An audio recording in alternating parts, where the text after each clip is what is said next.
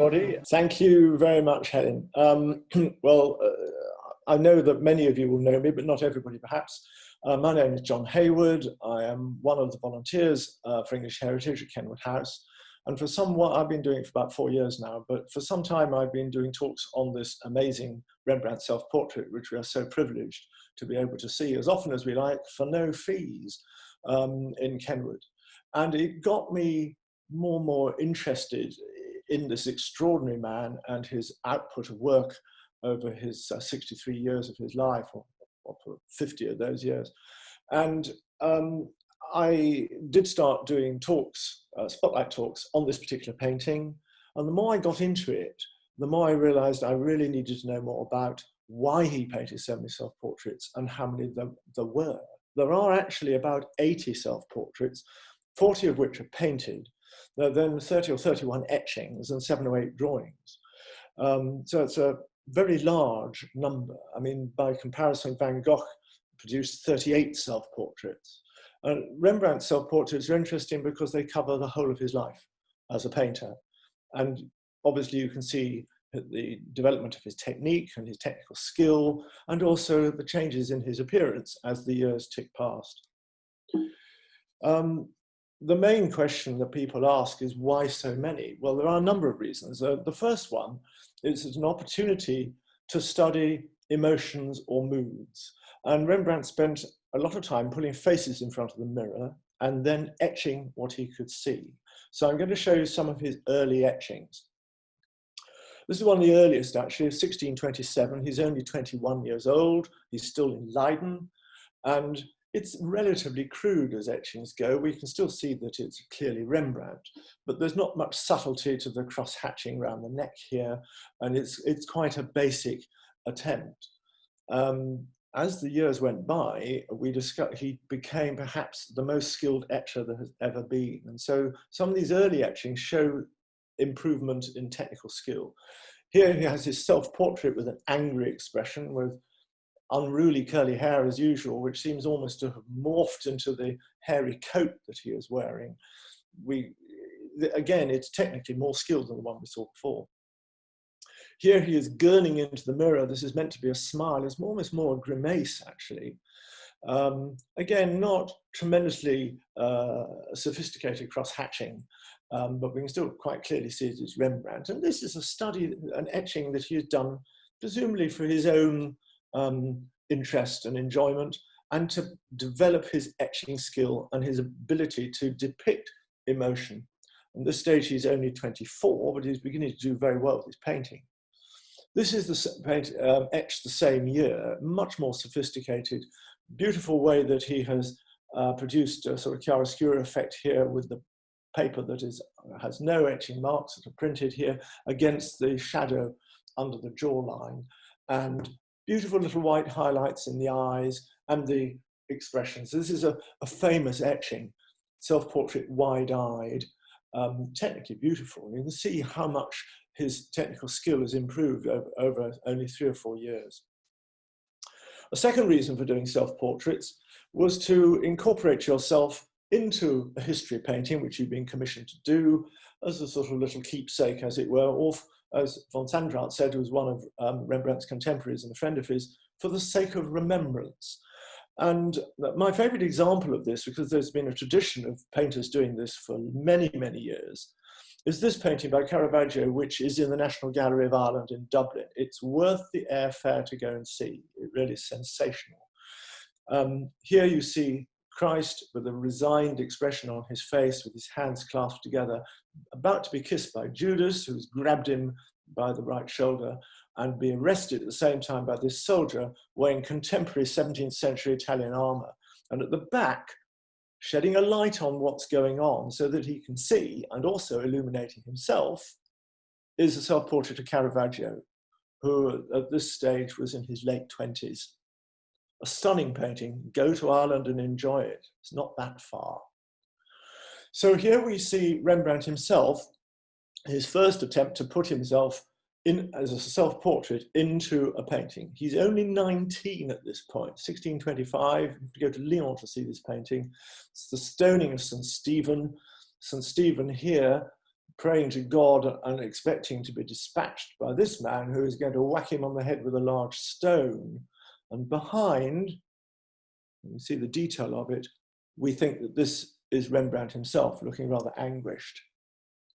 Second, rather better known example is the Raising of Christ. At this stage, Rembrandt, 1633, is then 27 and has already moved to Amsterdam and is doing very, very well. But he's popped himself in with a nice blue hat on, down by the feet of Christ, again for remembrance, if you like, or maybe again to make a statement to whoever buys this painting: I'm the painter who painted this. This is me, Rembrandt.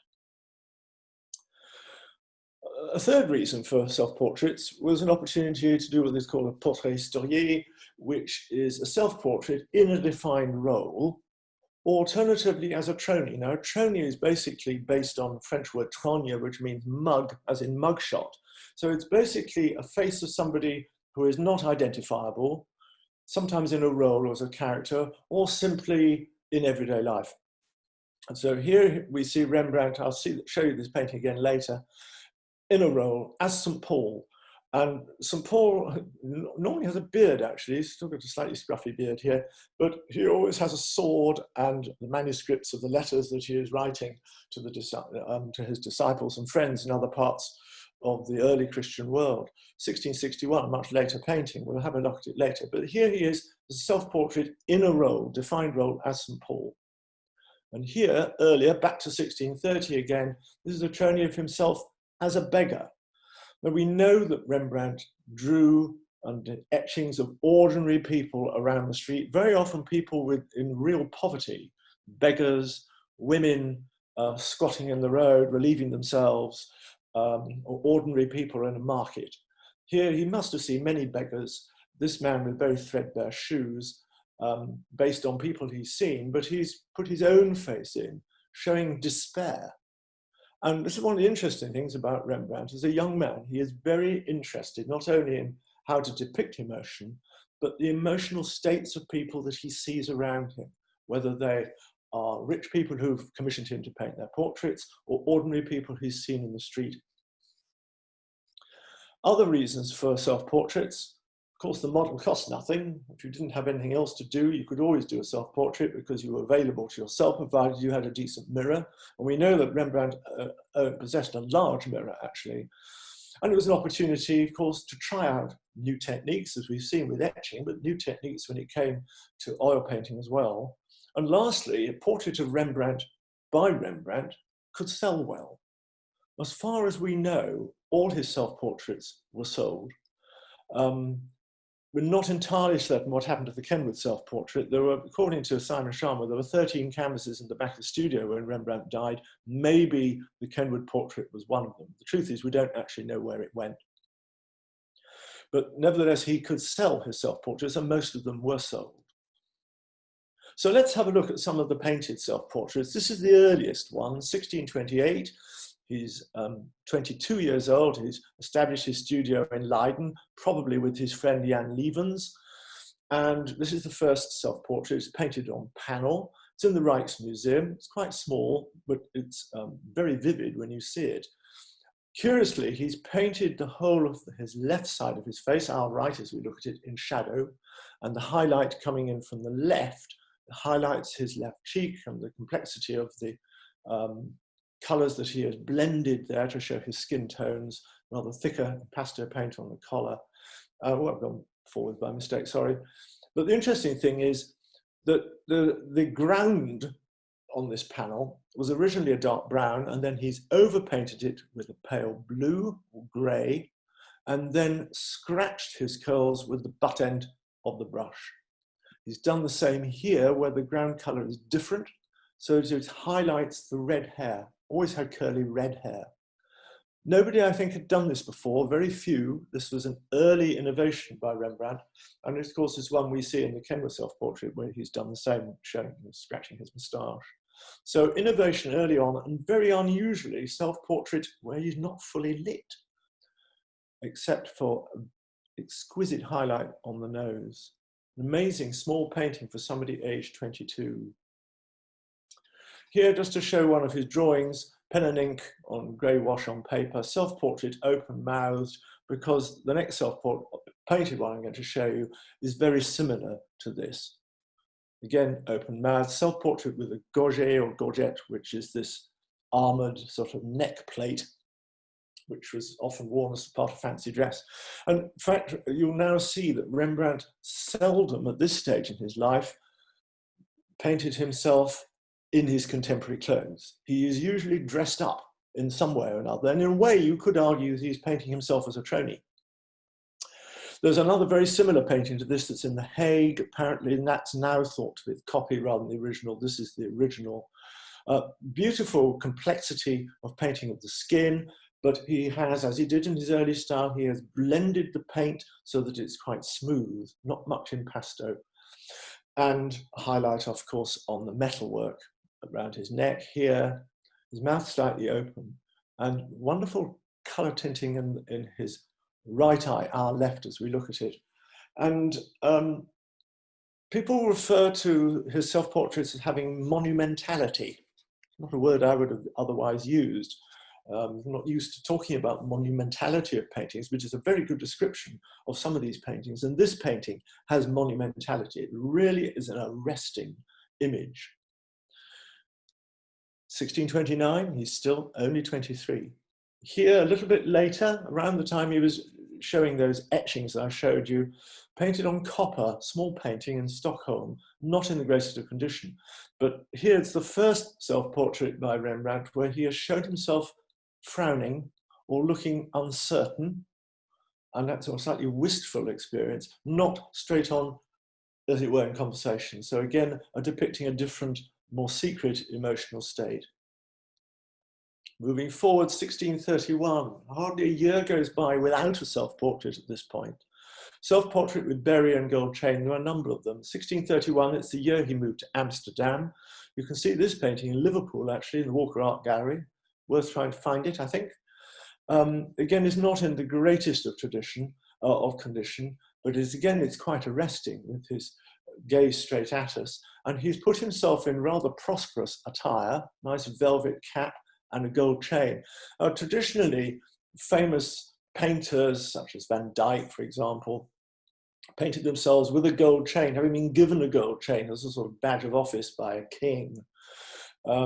Rembrandt was never ever given a gold chain, but he has quite often painted himself with one, and he clearly thought that he was good enough to have one, which undoubtedly was true. So here he is with a gold chain, and here he is presenting himself as a prosperous young man, middle class, which of course he wasn't really. Painters were thought of as being at the same level as tradesmen in those days. They still were in the 18th century, actually, in England. But he clearly is seeing himself here as at a higher social status than that. He knew how good he was. And this painting, the following year, you may have seen photographs of it. It's a little painting, oil on panel. His signature here is unusual because he's left the D out, Rembrandt A-N-T, which he only did for a short period of time, 1632. And this painting, his signature, incidentally, is the paint that was still wet when he put the signature into it, and which helped date it. This young man, as Rembrandt, prosperous again, a nice white ruff and a hat. And this painting has been in private collection, just been sold at auction at Sotheby's at the end of July for over £12.5 million plus commission, which I think was about 2 million. That's how much it cost. By comparison, painting by Joseph Wright of Derby, which might have come to Kenwood, which is a companion painting to the two little girls dressing a kitten, two boys, one blowing a bladder, pig's bladder up, beautiful candlelit painting, didn't come to this country, went to America for 2 million. This fetched 12 million, and it's about a quarter of the size, but of course it's by Rembrandt. And again, it's very arresting. In terms of its composition, 1630, this is an engraving of a self-portrait by Rubens with the hat, which we think Rembrandt had seen. And he has etched himself in a very similar attire, again with the ruff, in 1631. I thought to show you that for comparison. And this is a painted version of the same sort of idea in 1632. 1633, he has met Saskia Ulenberg, who was a niece of his dealer. She came from a small town somewhere not that far from Amsterdam, where her father was the mayor. There was some money. She came with money. And we think that this is Saskia, although the costume she's wearing is not contemporary. It's an old-fashioned costume, so it's almost as if it's a tronie again. But we think that this is her. This painting, which you can only see images of with its lovely black frame, which is quite similar to the one that Rembrandt was in last year, is in the Rijksmuseum. It's a stunningly beautiful painting when you see it. So this, we believe, is Saskia, and they married in 1634. Same year, another self-portrait, which is in Berlin, again on panel, with nice fancy dress, velvet hat, curly hair, beautiful painted fur collar, again depicting himself as a young man about town doing well. Interesting expression on his face, engaging us. I've been lucky enough to see this painting in Berlin. It's quite arresting, and it was used as the frontispiece for many editions of Simon Schramm's book, Rembrandt's Eyes. I love this particular painting, although I've never actually seen it, painted year afterwards. Self-portrait with helmet. Sort of, again, it's a tronie, but again, it's a young man showing that he is really going places and is a force to be reckoned with. Beautiful painting of the armor here, stunning, and the feather on top. And I love his expression. He's leaning forwards, engaging us, riveting. And this is a monumental image, in my view, and very sharp pinpoint highlights in both eyes and his mouth open. Slightly unusual as he's leaning forwards, and the painting here is apparently a bit rough. It's thought maybe it was finished by somebody else, and there's been some damage to it. But the face, I think, is quite wonderful. 1634. So just to get an idea of what's going on around this time, Rembrandt and Saskia married in 1634. He joined the Painters Guild. He was doing very well. And they had, in the next few years, they had two children. First one's a boy called Rembrandt, after Saskia's father, and Cornelia, after Rembrandt's mum. Every time a little girl was born, she was christened Cornelia. First one died. 1639, they moved into the Rembrandt house in St. Anthony Breestraat, as it then was. Rembrandt House now is still there, of course. I'll show you a picture of it later. Hugely, prodigiously expensive, never affordable. Huge amount of money he had to borrow to move in, but they were very happy there. And that's where he painted his self-portrait, 1640, which we'll see in a minute. And then another set, Cornelia, was born, and again died after only a week. So by 1640, when he's doing really very well, and we'll see the National Gallery painting in a moment, he's already lost his first three children. It was the year after that that Titus is born. So a real tragedy, but very common, of course, in those days where infant mortality was very high. Here we see a self-portrait, which we believe is of him and Saskia, probably the prodigal son in the tavern. There's a slate at the back there, which is where the bills would be picked up. And of course, prodigal son didn't probably have the money to pay for what he was buying. Huge flagon of beer here, and his hand around the back of what is clearly Saskia, and this smile on his face. Again, beautiful painting, showing a lot of character and interaction between the two of them. Here we see, slightly later, 1636, this etched self-portrait with Saskia. And there she is, 1636, there she is in the back, slightly plump with a bit of a double chin. Homely face, all the evidence is that they were extremely happily married. Here he's portrayed himself with a fancy hat and a feather in it, and a Renaissance costume. And he's got his arm resting on something, and apparently the left hand holding a pen, where he appears to have etched a circle. We'll come back to that later, of course. But again, it's a sign of etching skill, is whether you can actually draw a circle. And this wonderful etching, slightly later, 1639. And this is based on two images which we believe Rembrandt had seen. He's got a very nice beret on at a rakish angle. He's made his hair much longer than it was, nice moustache and goatee beard, leaning on a parapet.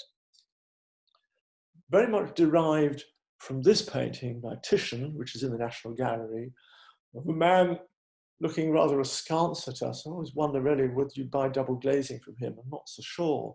Very powerful face, massive arm with this great silk sleeve, really catching the eye, signed by Titian, with his arm on the parapet. We believe that an engraving of this would have been seen by Rembrandt. He also, we know, saw an engraving of this painting, which is a portrait of Baldassare di Castiglione by Raphael from 1516, again with a nice velvet hat, and the way he is sitting with his hands here and wrapped up in a very nice velvet coat with a white stock or a white shirt there. We know he'd seen this because he scribbled it on a piece of paper. It was clearly at an auction where it had been sold. This is also about 3,500 guilders, was for a whole lot of engravings that had been sold. I don't think he bought it, maybe he did, but I don't think so. But he had scribbled a sort of self-portrait of himself in the same guise as the Raphael. And so this is the etching from 1639, obviously the mirror image as far as the parapet is concerned. It's worth mentioning at this point that if you're etching your hands, it's much easier to get them right because although you're using your right hand, what you see when you etch, as if it was your left hand, comes out as your right hand because the mirror image is reversed in etching. So it's not unusual to see hands. And in self-portraits by Rembrandt, you don't often see the hands very much. It's more difficult to do. Here's the 1640 self-portrait. You've probably all seen it before. If not, go to the National Gallery, now it's open, and go and see it with another wonderful self-portrait that's opposite it. Here he is at the age of 34. He is financially doing extremely well. He's moved into the Rembrandt house, and he's wearing Renaissance costume, and prosperous Renaissance costume at that.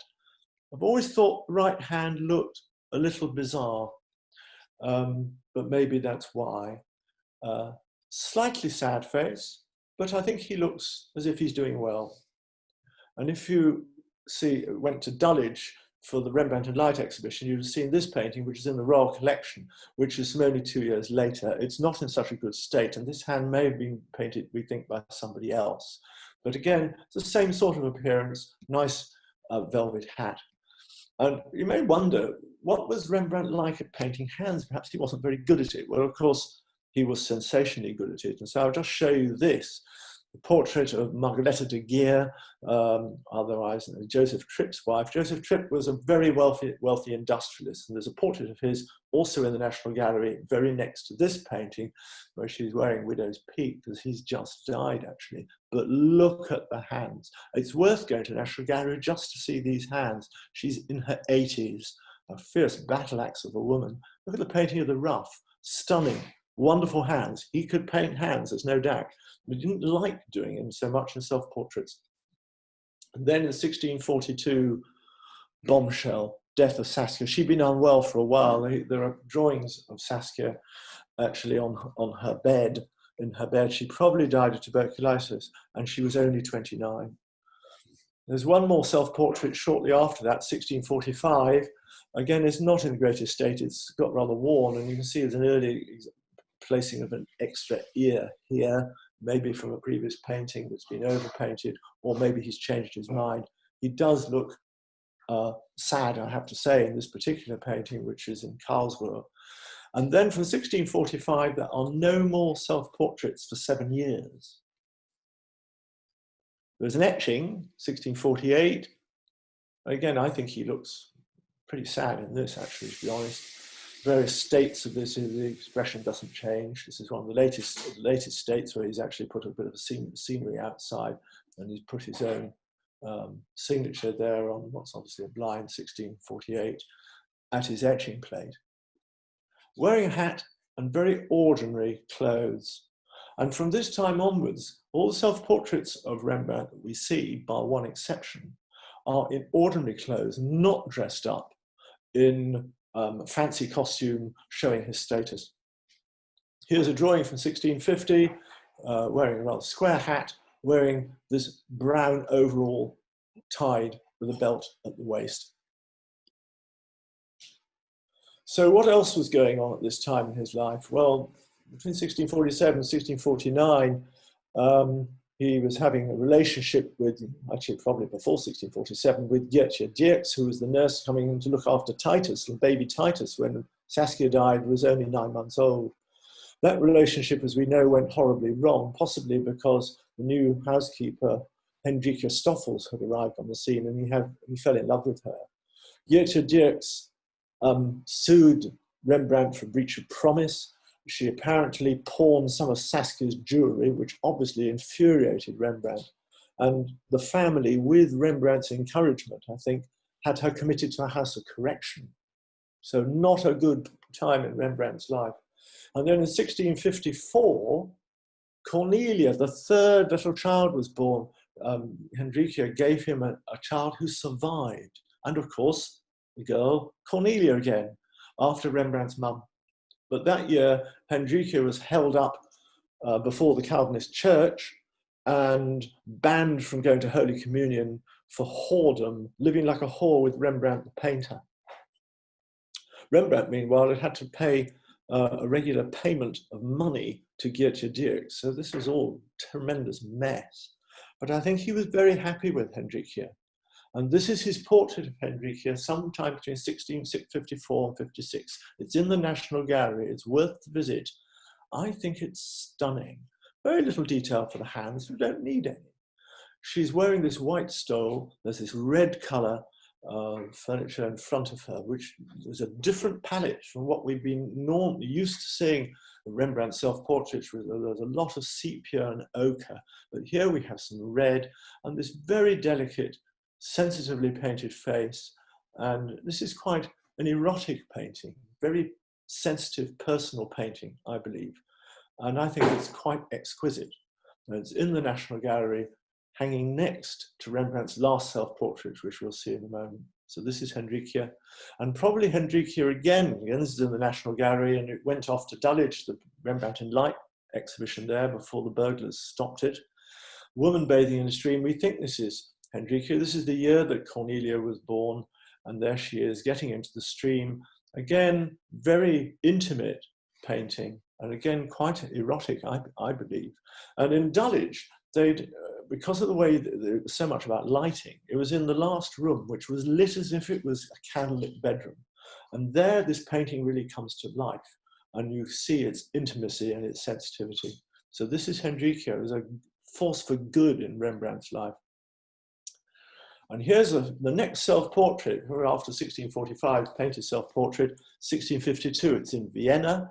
He does look rather anxious. He looks quite a lot older. He's then 46.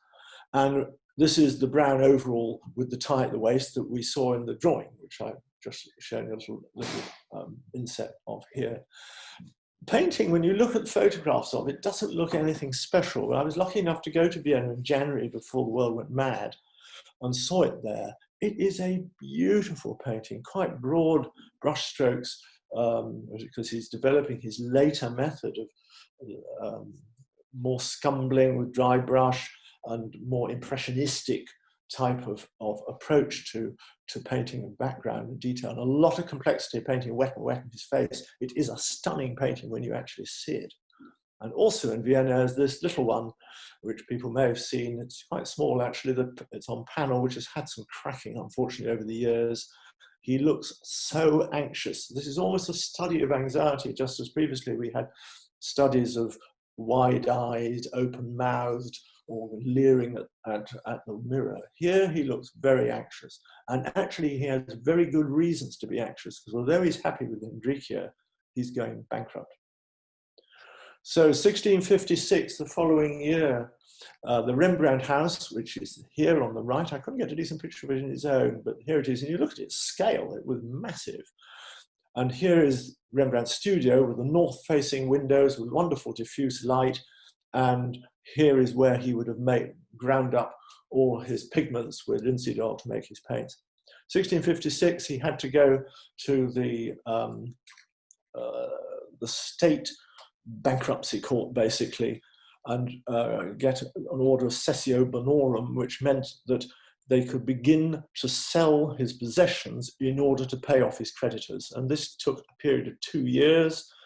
well, they moved in and they took everything that he got, everything he collected. And there was an inventory, so we know what he had, which included a suit of Japanese armor, an engraving of a painting by Raphael. Maybe that was the one that he drew for his self-portrait, not sure.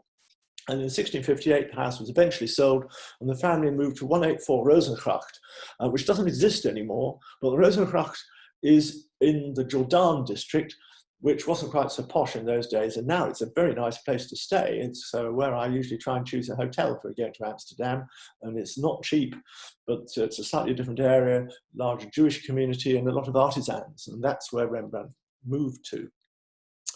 And here, the same year, he produces this very monumental painting. It's the largest of all the self-portraits of himself dressed up in really very posh clothes. This is the last one I referred to, the exception in posh clothes. A lot of impasto here, and I'm sorry it's a slightly out of focus photograph. It's the best I could get for colour. Lovely hands again, older hands. And here he's dressed up as some sort of prince with a cane. Very unusual, looking straight at us. But again, if this is as accurate as I believe it is, the anxiety is really quite etched on his face. 1658. 1659, this is in Washington, it's one of the few Rembrandts that are in America. And this painting is unusual because his head is turned to the right and it's lit from the right. All the others are lit, bar one, are lit from the left. And here we see he's got a spot here, which we couldn't really see before. A lot of thick impasto and painting wet on wet here, which is not brushed out. He's left it as it is. And we know that, and then he's signed it, we know that he believed that once the master had expressed his intention, the painting was finished. So the master decides when it's finished, not somebody else. And so he has actually signed this. So this is finished. This painting, 1659 probably, is in the National Gallery of Scotland. It actually belongs to the Duke of Sutherland, but it's on permanent loan to the National Gallery of Scotland. I'm afraid to say I haven't seen it, although I've been to the National Gallery. We need to go back and have a look. Exquisite detail on the furrows on his brow, another velvet cap, pretty ordinary sort of coat he's wearing. And he does look anxious, really. Maybe this is what he could see in the mirror. And maybe he's interested in the depiction, how the technical way in which he paints the furrows on his forehead. I haven't seen this painting. I suspect it's stunning to look at, because this one shows an incidental self-portrait at the easel. Its condition is not wonderful. It's unusual that he's painting actually on a piece of board, a piece of panel, although the painting is actually on canvas. But it's the only other painting where we know he's painted himself in the act of painting. So here's his palette with his brushes in his left hand. He got it right that time, holding the mark stick in his right hand. Again, looking a little bit anxious, with a cloth cap, cotton cap. I mean, originally decided he was going to paint a beret, but he went back to the cotton cap, which is probably what he was wearing at the time. And that's in the Louvre. 1660, New York, another American example. Again, the furrows on the forehead.